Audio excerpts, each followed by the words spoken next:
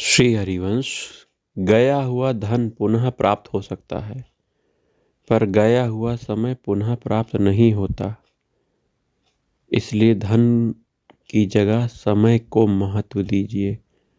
धन की तरह समय को तिजोरी में बंद करके भी नहीं रख सकते। अतः हर समय सावधान रहकर समय का सदुपयोग करना चाहिए। सदुपयोग कैसे होगा? हर पल प्रति क्षण भगवान का नाम चलता रहे, भगवान का चिंतन होता रहे।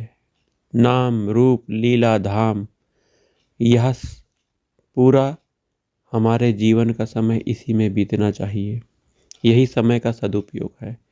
यही आपने संसार में अपने समय को दिया तो फिर यह संसार सब जाने वाला है, यहाँ कुछ नहीं बचेगा। एक भगवान का चिंतन, भगवान का नाम ही आपको संसार में भी आनंद देगा, और संसार के बाद जब आप शरीर छोड़ के भगवान के धाम जाओगे तो वहाँ प्राप्ति में, भगवान के धाम की प्राप्ति में भी यही चीज़ आपको पहुँचाएगी। इसलिए समय का सदुपयोग करो। वहीं पैसे को तो तिजोरी में बंद करके रखा जा सकता है, पर समय को बंद नहीं किया जा सकता। समय चल रहा है, प्रत्येक क्षण आपकी मृत्यु आने वाली है। कब आ जाए ये किसी को नहीं पता है। इसलिए प्रत्येक क्षण श्वास श्वास में भगवान का नाम। अतः अपने अमूल्य समय को व्यर्थ के कामों में खर्च नहीं करना चाहिए। संसार में बहुत कम लगो और अपने स्वरूप को पहचानने में, भगवान के चिंतन में, भगवान के नाम में, भगवान की कथा में, वहीं सेवा में अधिक लगो। समय का सदुपयोग न करने वाला व्यक्ति किसी भी क्षेत्र में सफल नहीं होता। देखने में तो ऐसा दिखता है कि समय जा रहा है, पर वास्तव में शरीर जा रहा है, क्योंकि शरीर की मृत्यु होनी ही है।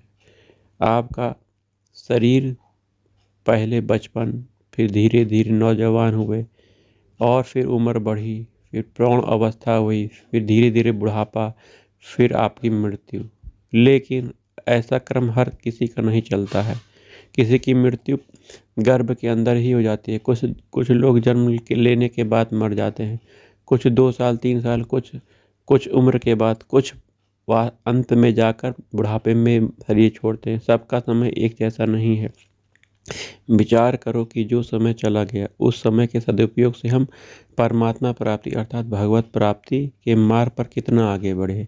इसको विचार नहीं करोगे तो बहुत पछताओगे, क्योंकि आपने अपने समय का सदुपयोग यही नहीं किया तो बहुत ही आपको हानि उठानी पड़ जाएगी, क्योंकि ये शरीर आपको दोबारा मिलने वाला नहीं है।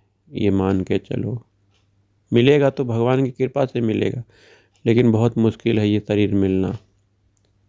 और भगवान की कृपा से ही शरीर मिलता है, और इस शरीर से ही भगवान की प्राप्ति होती है, मनुष्य शरीर दे धड़ करके। इसलिए समय का सदुपयोग करना सीखो। एक एक समय आप व्यर्थ ना करो। समय का सदुपयोग फिर बता रहे हैं, भगवान के नाम में लगा दो, भगवान के रूप में लगा दो, अपने शरीर को भगवान की सेवा में लगा दो। प्रत्येक इंद्रियां अर्थात शरीर की प्रत्येक इंद्रियां, मन को भगवान के चरणों में, मन को निर्मल करो। निर्मल करने का क्या साधन है? भगवान के चरणों में अपने मन को लगा देना। तो नित्य अपने समय को भगवान के चिंतन में लगाओ।